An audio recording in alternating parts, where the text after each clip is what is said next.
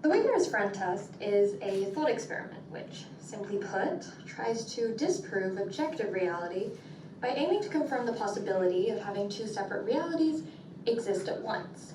The experiment begins with a photon, which according to the Cambridge Online Dictionary, can be defined as a single unit of light. When measured, the photon can be shown to have either a horizontal or a vertical polarization. But according to the laws of quantum mechanics, before the photon has been measured, it must exist in both states at once.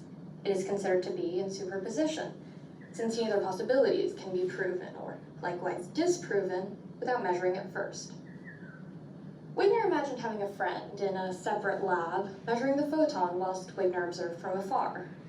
Since Wigner has no information about the friend's measurements, he believes that it is a fact that the photon is in superposition.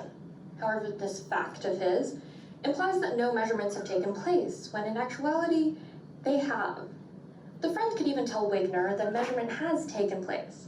But since Wigner has no way to prove that the photon has been measured, he is still forced to say that the photon is in superposition, which does in fact prove the hypothesis that two separate realities may exist at once.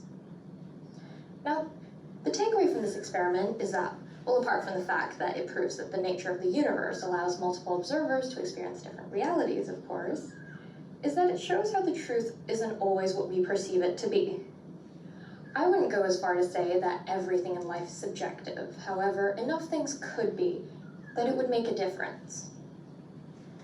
The experiment indirectly poses the question: if everything we as humans experience is at least partly subjective, then could there ever truly be a defining line between what is right and what is wrong? And if there is, who or what gets to dictate its placement? Are we the ones who get to choose? Do we give things meaning simply by believing in them? Do our actions carry weight because of how we react to the consequences?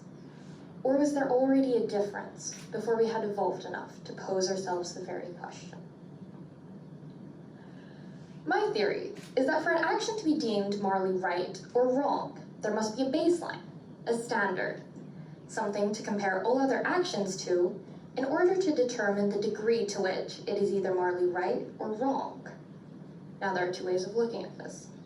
The standard could either be subjective, meaning that it's dependent on personal thoughts, feelings, and opinions, or it could be objective, meaning that it isn't dependent on personal factors. If the standard is subjective, then this would mean that people's thoughts, beliefs, their understandings of the world would be based solely on their education, their experiences, and those they surround themselves with. In regards to the general population, the moral standard would be set by consensus. The people around us, the communities that we live in, the world that we live in, would be the ones determining where to place the line between right or wrong. Now, the other possibility is that the standard is objective. If this is true, then this would mean that there is a defining line between right or wrong. In religion, this takes the form of the divine command theory, the idea that the standard was set by a god or gods. It suggests that actions become morally righteous as a result of them being commanded by a higher power. And if you aren't religious, then the standard could take the form of anything. It could be due to evolutionary standards of survival, or written rules encoded into our brains or even our DNA, or perhaps just laws of the universe which we're always just meant to follow. Charles Darwin, for one, believed that morality was a byproduct of education. Now, the only problem with this interpretation of morality is that it doesn't account for all of the factors. It's far too simplistic to be applicable to real life. There are many different things which need to be taken into account when discussing morality. However, a fundamental fact that you can't ignore is that humans are naturally subjective in everyday life because of our interaction with our environment. Nothing we experience as humans is a given. 2 + 2 is only equal to 4 because we're here to understand and give those words meaning. In the grand scheme of the universe, they mean absolutely nothing. Now, this isn't to say that what we base our morality off of can't be objective. However, this interaction, this relationship between us and the outside world instantly changes any objective perspective into a subjective one, because we're constantly being changed by our experiences, both past, present, and eventually future. Therefore, any action we take is and will always be viewed through lenses of subjectivity by both ourselves and the people which they affect. In the case of an objective standard, then this would mean that our interaction with our environment would be providing us a subjective view of an objective truth. For example, the 6 or the 9 dilemma. Two people are standing on opposite sides of a number. One views the number as a 6, whilst the other views it as a 9. Each of them are thoroughly convinced that their view is the right one. There must be a right answer to this dilemma, as the person who first drew the number must have had the intention to draw either a 6 or a 9, but neither of the people who are viewing it now know or can prove that their view is the right one, a subjective view of an objective truth. In the case of a subjective standard, then it would simply just be an expansion of what I previously mentioned.